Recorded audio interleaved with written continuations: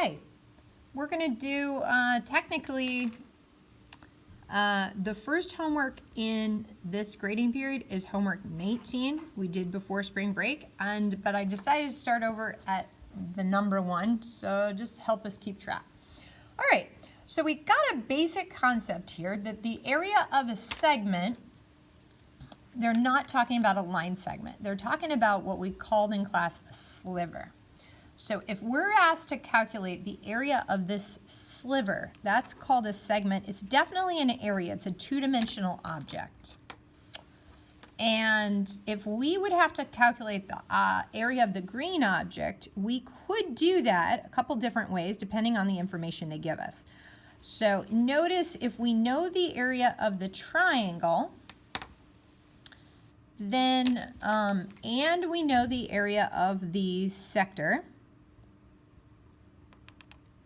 then we could subtract those two. And so each of these problems we saw in class, either they tell us the area of the blue object and the green object, and so we can add them together to get the whole orange object. Or they can tell us the orange object and cut off the blue, and then we're left with the green. Or vice versa, tell us the orange object, cut off the green, and we're left with the blue. So let's see what information they're providing us. If the area of the segment, so the segment is actually our sliver. So if our sliver's area is 11, and the area of our sector, so that means this whole object, the whole slice of pizza or pie is 23, the sector, then can we find the area of the triangle? And I think we can. So the formula would be whatever the sector is, if we cut off the sliver part, also known as our segment, then we would be left with our triangle.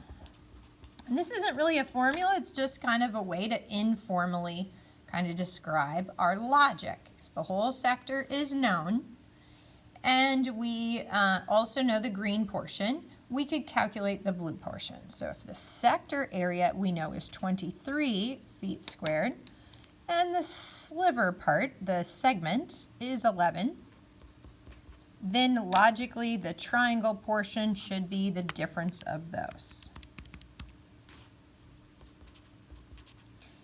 And notice all of the objects we're talking about are two-dimensional objects. So that'd be 23 foot squared minus 11 foot squared equals 12 foot squared. Cool. Let's look at the next one. It says find the area of the sector. Well, that's our whole object. So we're calculating the area of the whole object, the sector. So to find the area of the sector, let's see what information they're giving us. They said the area of the triangle is 39. Okay, so that area right there is 39. And the area of the segment, we also call that our sliver, because we're trying to, again, understand that it's not really a line segment, it's this object here that's curved on the top and straight on the bottom, our segment or sliver. That area is 15. So logically, you should be asking your brain here, maybe pause the tape and then play it. Am I going to add here or subtract? So if I'm trying to find the total area, it should make sense that I need to add. So if I know that the triangle's area is 39, and I know that the sliver has an area of 15,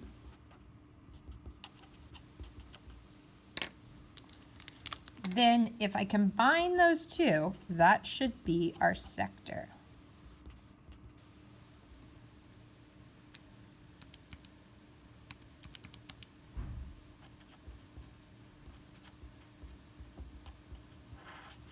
Okay, now let's see if that makes sense.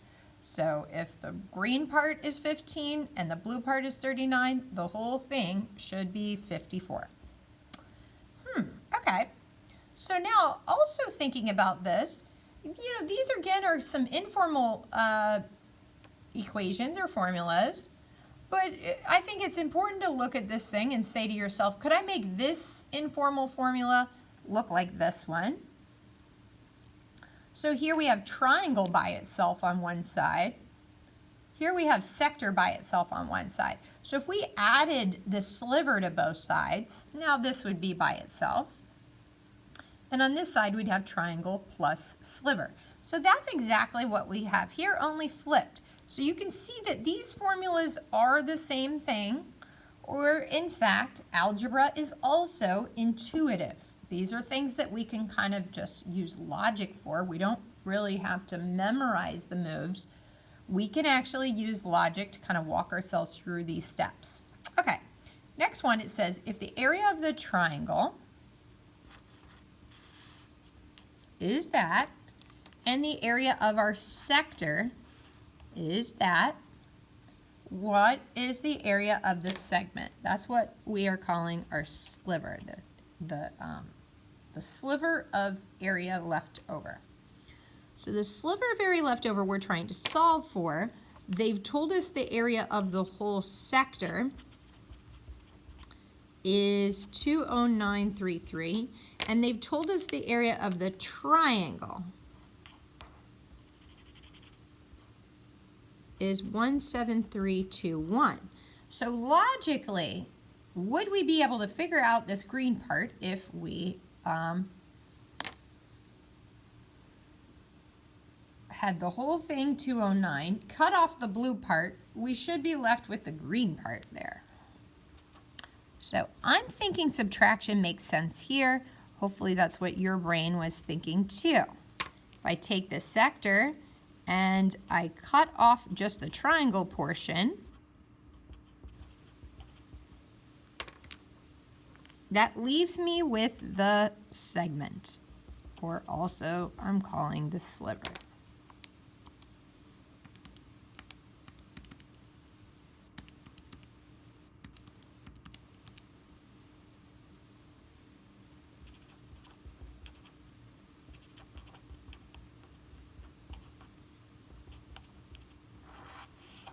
Okay. Now, reading the next question, it says the area of the triangle is this, and the area of my segment, so that's my sliver. The sliver part is 102. So the area of just this sliver part, they're telling me is 102. And the area of the triangle portion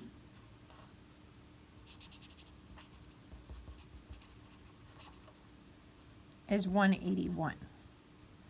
So do we have enough information to now conclude the total area of our sector? So you might be thinking, do I add or subtract? Maybe pause the video and then play, see if you were right.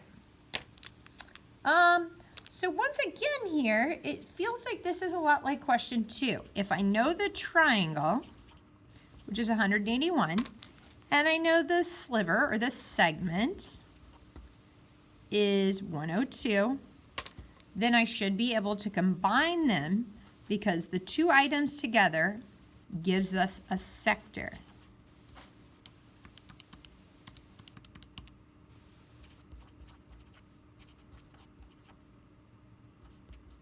And all of the items I'm talking about are areas, so I'm going to put feet squared. All right, last one on this part of the page. If the area of my segment, so that's my sliver,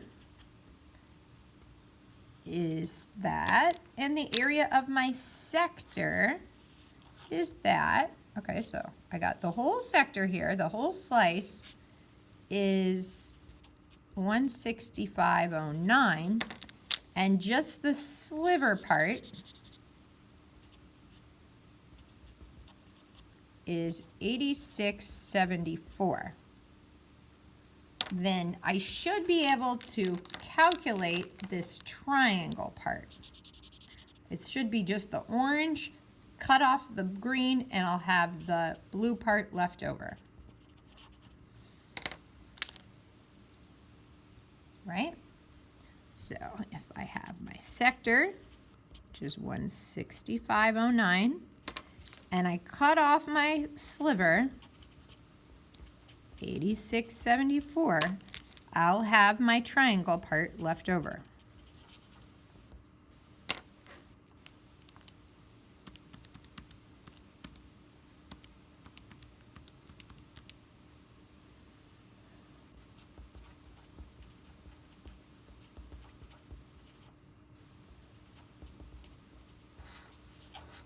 Okay. Now in the back, we talked about the fact that we're kind of just lucky that on the front of our paper that they just told us the area of the sliver or the area of the triangle or the area of the sector. But on the back here, we're going to have to calculate it. So the area of my sector will need to be calculated.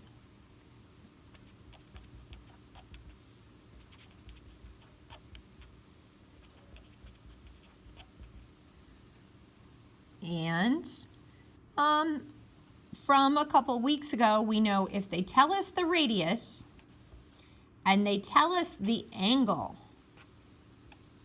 happening at the center, whether by labeling it or putting a theta there and telling us what theta is, or just calling that the central angle, then we can calculate the sector. So here it says the radius is 61 and our angle at the center is 159. So we don't want all 360 degrees of the area of this circle. We only want a portion of that, 159 out of 360. And then here's going to be our area.